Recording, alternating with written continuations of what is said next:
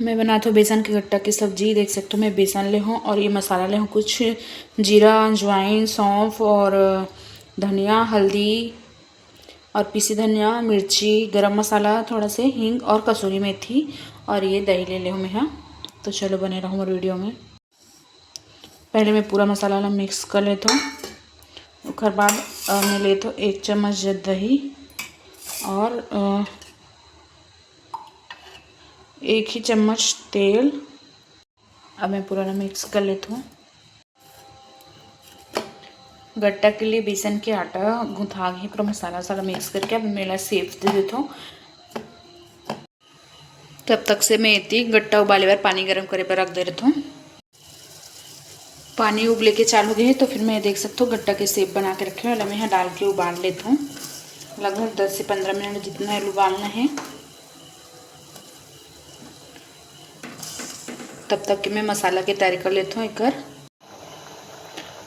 मसाला पर मैं पीस लेता हूँ टमाटर, अदरक, लहसुन और मिर्ची, और ये दही में धनिया, मिर्ची, हल्दी के पेस्ट भी बना लेता हूँ मैं यहाँ वही मसाला पर। देख सकते हो 10 मिनट में बेसन के गट्टा उबल गए है।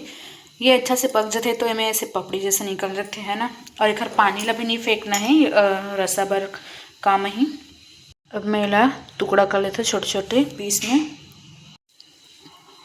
कढ़ाई गरम हो गई तो फिर मैं डाल लेती हूँ जीरा के बाद प्याज हो गए तो फिर मैं डाले तो टमाटर वाले पेस्ट।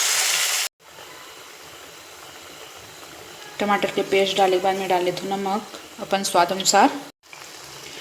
टमाटर के साथ में डाल देती हूँ दही के पेस्ट, साथ में पकी अच्छा से। दही डालने के बाद अच्छा से मिक्स कर लेना है ताकि दही फटे मत। देख सकते हो अब दही और टमाटर के पेस्ट ला अच्छा से पकाना है, तेल के निकलत ले अच्छा से। देख सकते हो मसाला एकदम परफेक्ट पक गए है, तेल के निकलत ले ऐसे ही पकाना है अच्छा से। अब मैं डाल लेती हूँ बेसन के गट्टा और अच्छा से मिक्स कर लेती हूँ। अब मैं डाला था पानी, मतलब जो बेसन गट्टा उबाले रहे ना वही वाला पानी। आप मतलब जितना गाढ़ा रखना रहे ओकर हिसाब से डाल दो पानी। मैं अपन हिसाब से डाले हूँ। अच्छा से उबलन देता ना। गट्टा की सब्जी तैयार है, देख सकते हो इतना मस्त बने है।